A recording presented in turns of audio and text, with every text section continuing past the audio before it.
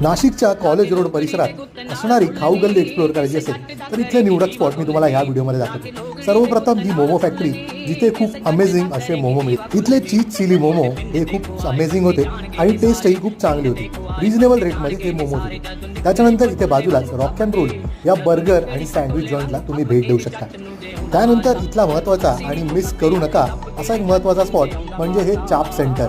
हे खूप चांगली टेस्ट आणि खूप स्वस्त्यात 2 ते 3 लोकांचं पोट भरेल एवढी क्वांटिटी तुम्हाला इथे या चाप सेंटरमध्ये मिळून येते।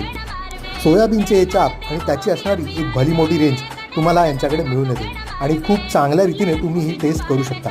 त्याच्यानंतर नाशिकच्या अशोक स्तंभ परिसरात असणारी ही शॉकिंग भेळ तुम्ही नक्की ट्राय करू शकता। खूप जुनी आणि तितकीच टेस्टी असणारी ही भेळ तुम्हाला नक्कीच आवडेल। तर तुम्ही नाशिकला आलात तर हे काही स्पॉट आणि इथले हे जे पदार्थ आहेत ते नक्कीच ट्राय करा।